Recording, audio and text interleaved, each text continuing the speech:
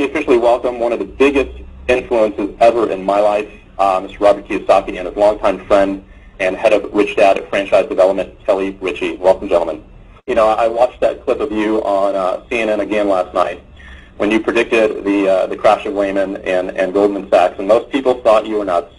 That's correct, and even in 2005, I was on KTLA television, and they were asking me what I thought about the real estate boom, and I said it'll turn into the biggest mortgage disaster the world has ever seen, and that was in 2005. So, you know, like you're talking about, the future is predictable, and if you're not ahead of because the future is changing rapidly, and if you're not ahead of the change, you become a victim of it, as many people are. So I think that's the main reason I'm doing this course, is because for a few people, it is better to know what's going to happen than to wonder what happened. The fact that you made it a point of saying that, look, you know, rich people make money when the market is up, and rich people make money when the market goes down. It doesn't matter either way. There's opportunities in both, and I just find that ironic with, like, wow, you know, that's incredible, to where I'm not really doing my job, and I haven't educated myself if I'm not making money when the market's going down as it is today.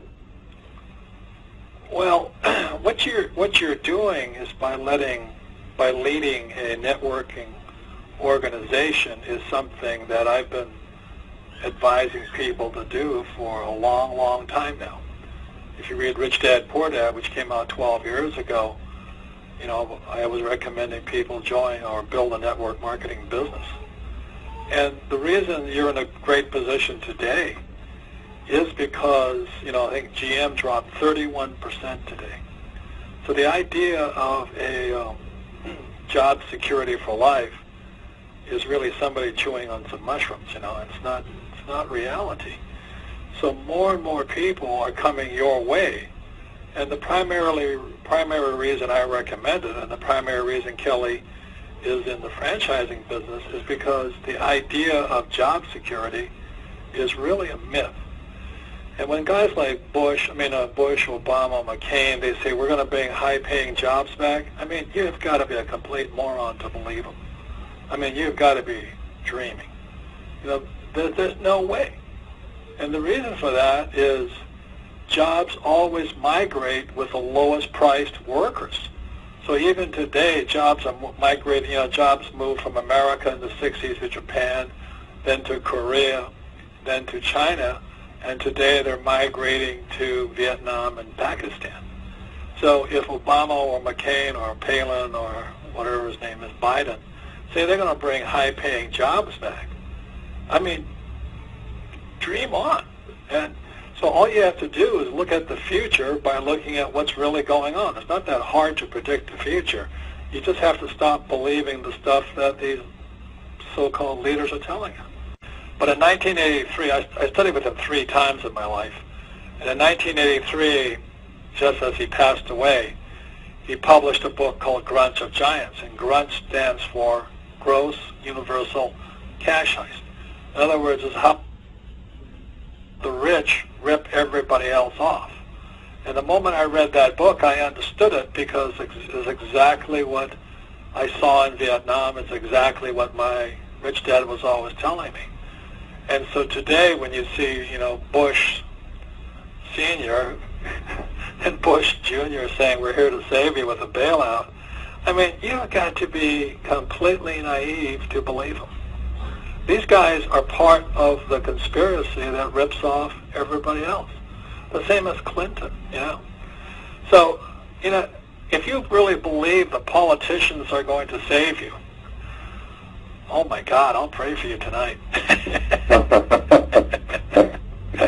So, I mean, our jobs, you know, and what you're doing, Mike, and what Kelly and I are doing, and what all your staff is doing, is really to not only wake people up, but show them another way. The idea of my parents, you know, who were part of the last Depression, go to school and get a safe, secure job.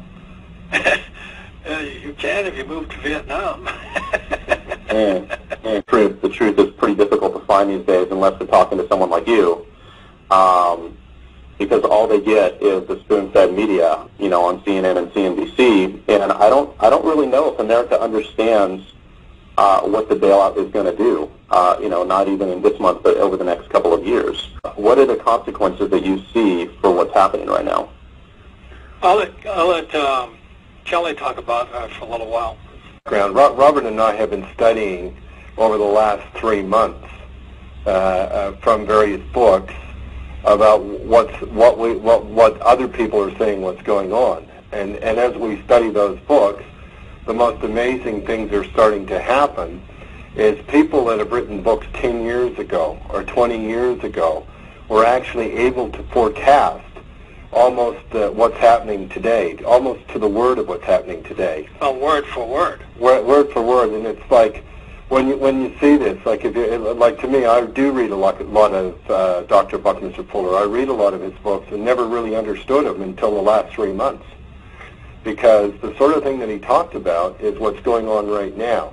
If I could read something to you from our President Bush, he says, this legislation will safeguard and stabilize America's financial system and put in place permanent reforms so these problems will never happen again.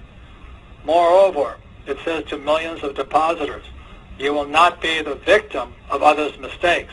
We will see, I guarantee, that your deposits are secure.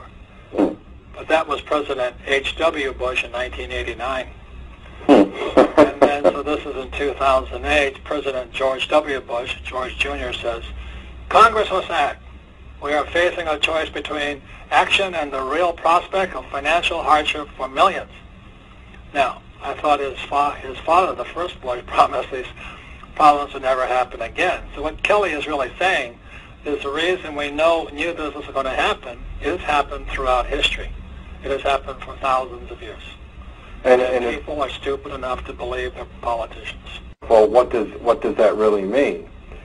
And studying Fuller, what it really means is the bailout for Bush Sr. was somewhere between 66 and $512 billion. But when we talk about the bailout today, the bailout is somewhere between $770 billion and a couple $1 trillion. So all that really happens is the size of the bailout has got larger, and really the time that it's taken to get to that point is faster. And that's really what Bucky Fuller was about. He was saying, can you think enough to be able to understand what this means to you, this little individual human being? And as we get through that on the course, I have no doubt that people will start to be aware and what we as individuals have a choice to do or not to do. Because me personally, I think this is the best time. This is the time that I've trained for. This is the time that I've really been around Robert for 20 years, because he really said to me 20 years ago that something like this could happen. And it's taken 20 years, but I can tell you it's a pretty interesting position right now, and that was from a person talking 20 years ago. And today, we have more money coming in than ever before in spite of the crash. Absolutely, and all the businesses that we look at, that they're bringing in more money despite of the crash. And that's why, if you're personally, ask yourselves these questions. If you're not rich today, or you're afraid of your financial future today, or the stock market crash today has affected you, you'll probably listen to somebody who gave you bad advice. You'll probably listen to somebody like a financial planner who sold you mutual funds, or somebody told you that job security was important, or they told you to save money. That is really bad advice. And I've been saying this now for so many years. I've also been saying, if you don't know what, if you're already concerned, then start a home-based business so you're not a victim of all this. And you should, guys that watch my website, there are guys on that website who really get upset with me, as well as with Donald Trump, for recommending network marketing or direct selling or home-based businesses. But today, let me tell you something. If you're not in this business, you're out of business.